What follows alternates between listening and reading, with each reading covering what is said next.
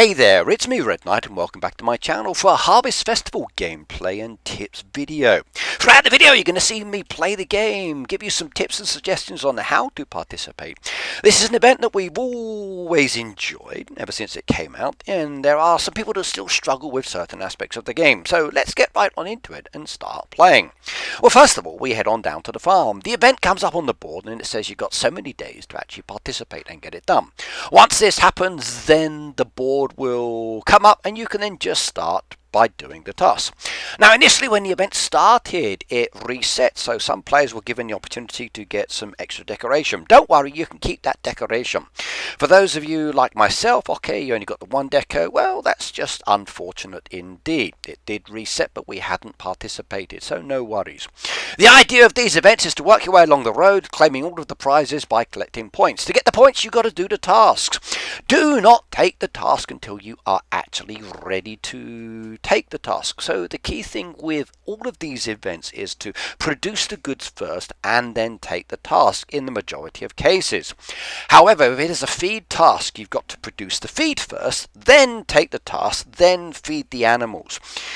Sometimes you are of a position where the tasks are just like, nah, ain't gonna happen, I'm not going to do this, so you want to delete it.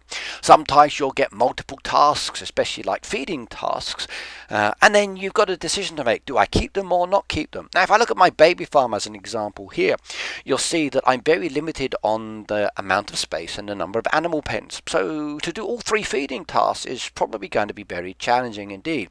However, they are high pointers, and that's where producing some stuff overnight can be very, very beneficial indeed. So with the feed task, I would say do the cows and the actual chicken ones early when you can get into the game. And set your timer on notifications on that as well. I'd also say please turn off the actual rows from feeding and doing all of your animals, because that can interfere with your playing style.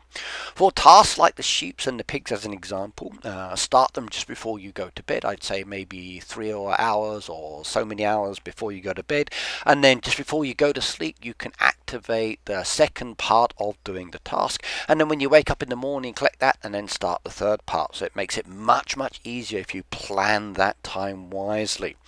For production machines, you've got the ability to preload. Now we do know what machines are going to be very popular. We know certain machines are going to give us certain requests.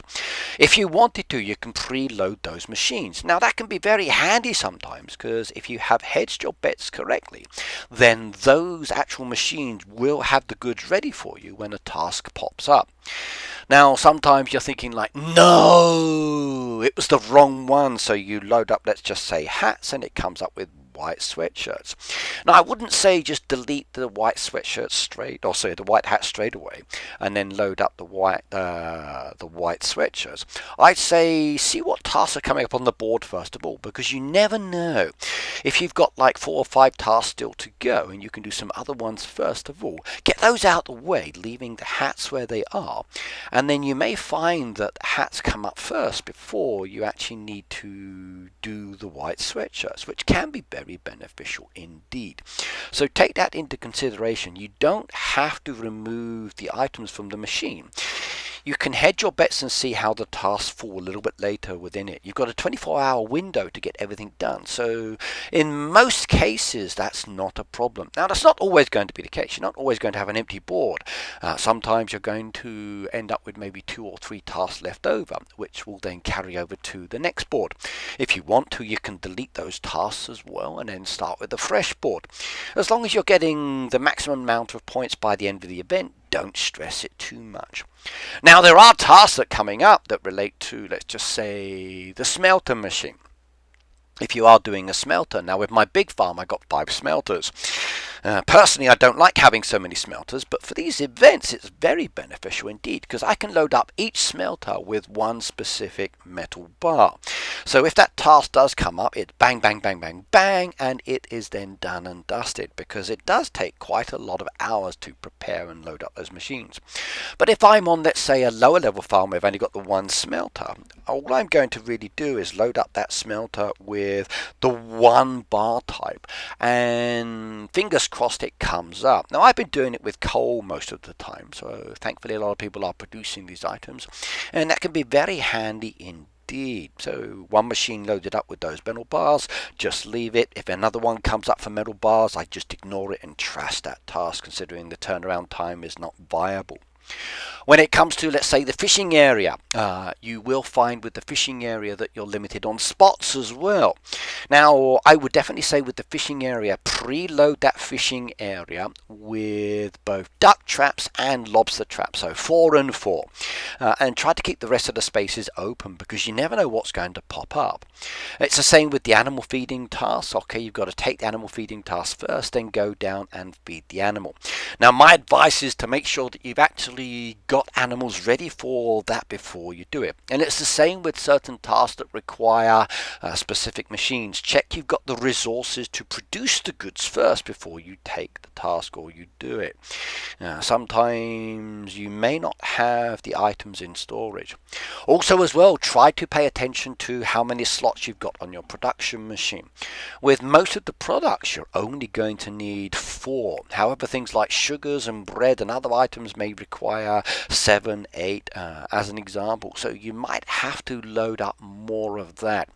So if you're thinking, okay, I've got 4 ready, I can just wait and wait and wait until the next one comes up. No, your machine doesn't have the maximum number of slots. So you now know which machines you've got to use your diamonds on. The machines that you have got in storage that you haven't placed down on the actual game are also going to be requested sometimes, and that's the same in the fishing area. As before, when I've mentioned with these kind of events, that's very unfortunate indeed. The game's going to request what it feels that you should have at that level.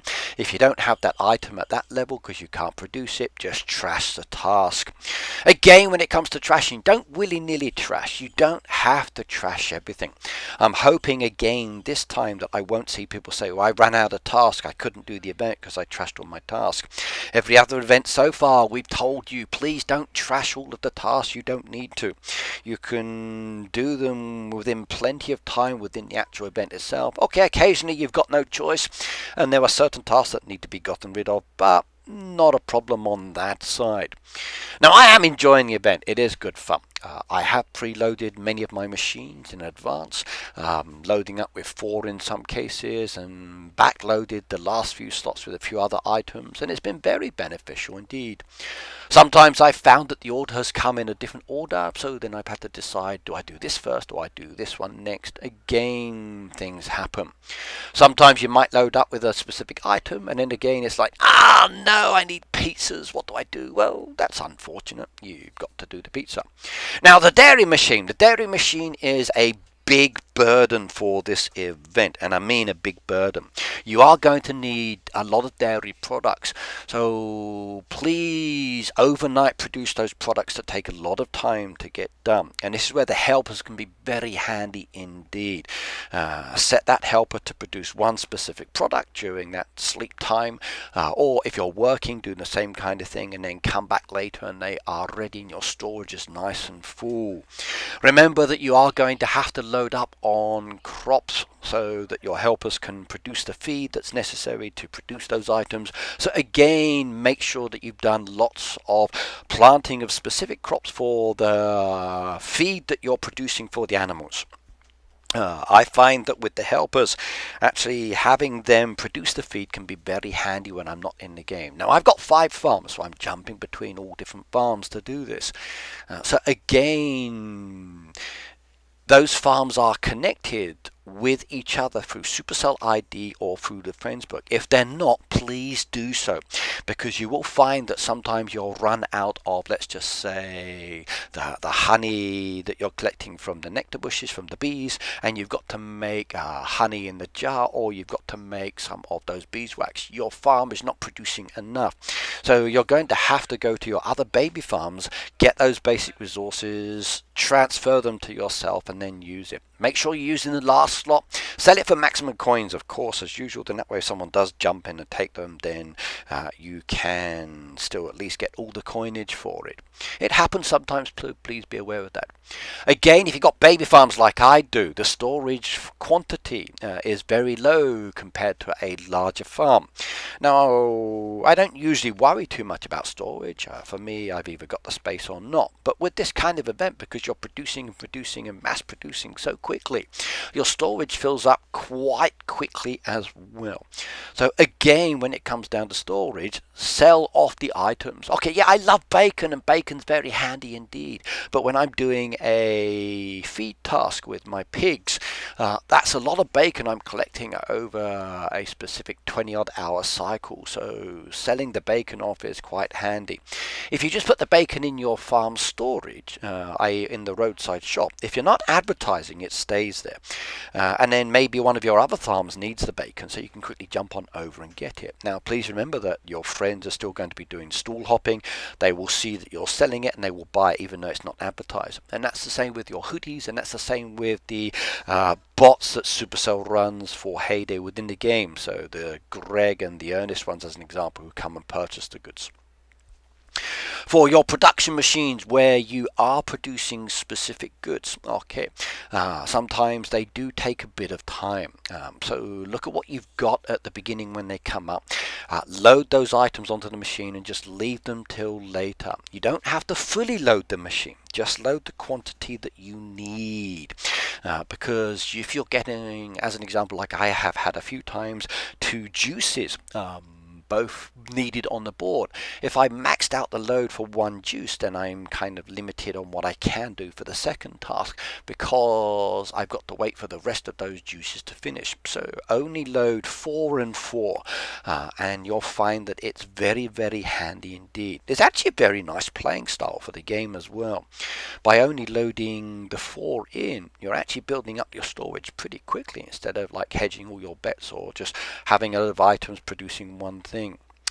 Now, when it comes down to the items, when you look at it, if you've got enough of the resources, load it up. If you don't have enough of the resources, like I said, ask other players for help. Now, if you enjoyed the video that I've just given you and you found some of the tips very handy and useful indeed, then why not say so? Maybe add some more suggestions below in the comments. Now, for me, I'm going to say goodbye, goodbye, goodbye. It's the end of my video. Now, before you do go, please remember you can support content creators like myself by using our code in the green box. Mine's Red Knight, R3DKNIGHTs. Additionally, as we're moving towards the month of December, we're coming up to the Christmas period. I've got some nice giveaways to do as we get closer to that month and in the month itself. So why not send me a Christmas card in the mail? I would love to receive one from you.